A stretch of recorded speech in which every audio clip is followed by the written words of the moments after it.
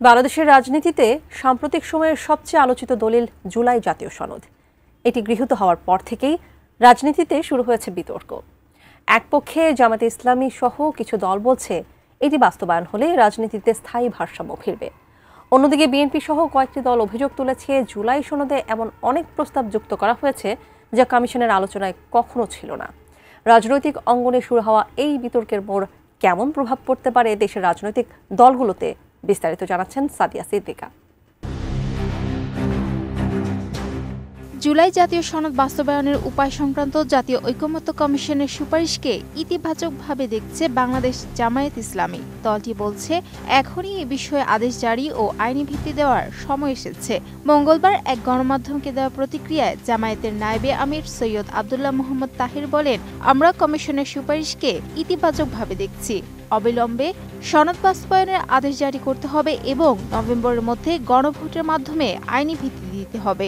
শুরু থেকেই দলটি গণভোটের মাধ্যমে সনদ বাস্তবায়নকে জরুরি বলে আসছে।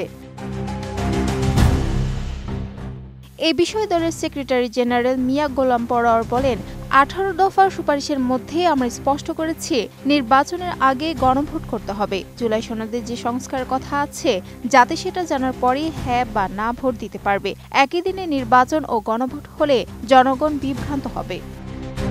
নোভা এলইডি টিভি, ঝকঝকে ছবি, নিখুঁত শব্দ, 5 বছরের ওয়ারেন্টি। নোভা মানি, সঠিক মান, নিশ্চিত সেবা। তবে একই বিষয়ে একেবারে ভিন্ন অবস্থান নিয়েছে বিএনপি। দলটির মতে কমিশনের জমা দেওয়া সুপারিশে অনেক অসঙ্গতি আছে যা ঐকমত্য ছাড়াই যুক্ত করা হয়েছে। বিএনপির স্থায়ী কমিটির সদস্য আমির খসরু মাহমুদ চৌধুরী বলেন, আমাদের অবস্থান ছিল নির্বাচনের দিনেই 2 ব্যালটে নির্বাচন ও গণভোট হবে। ঐকমত্যের বাইরে গিয়ে কোনো সিদ্ধান্ত দেওয়ার সুযোগ নেই। অন্যদিকে বিএনপি নেতা সালাউদ্দিন আহমেদ আরও কড়া প্রতিক্রিয়া জানিয়ে বলেন, কমিশন জাতীয় ঐকমত্যের পরিবর্তে জাতীয় অনৈক্য সৃষ্টি করছে। তার অভিযোগ, আলোচনায় না থাকা অনেক প্রস্তাব হঠাৎ করে সুপারিশে ঢোকানো হয়েছে।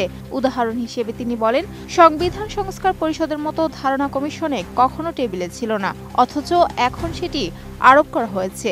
এটা চাপিয়ে দেওয়ার মতো সিদ্ধান্ত। উচ্চকক্ষ গঠনের প্রস্তাব নিয়েও প্রশ্ন তুলছে বিএনপি। সালাউদ্দিন আহমেদ বলেন, সুপারিশে বলা হয়েছে নিম্নকক্ষের ভোটের আনুপাতিক হারের উচ্চকক্ষ গঠিত হবে, অথচ এমন সিদ্ধান্ত কমিশনও হয়নি। এমনকি উচ্চকক্ষের এখতিয়ার নিয়েও নোট অব ডিসেন্ট ছিল, যা এখানে বাদ দেওয়া হয়েছে। সবচেয়ে বিতর্ক তৈরি হয়েছে কমিশনের সেই প্রস্তাবে, যেখানে বলা হয়েছে আগামী সংসদ সংবিধান সংস্কার পরিষদ হিসেবে কাজ করবে এবং 270 দিনের মধ্যে গণভোটে পাশ হওয়া প্রস্তাব অনুমোদন না করলে তা স্বয়ংক্রিয়ভাবে সংবিধানে যুক্ত করা হবে। এই অংশকে অটোপাসের হাস্যকর ধারণা বলে মন্তব্য করেন সালাউদ্দিন আহমেদ। তার ভাষায়, সংবিধানে এমন বিষয় থাকতে পারে না, এটা পরীক্ষায় অটোপাস দেওয়ার মতো। Sadia Siddiqa, ATN news.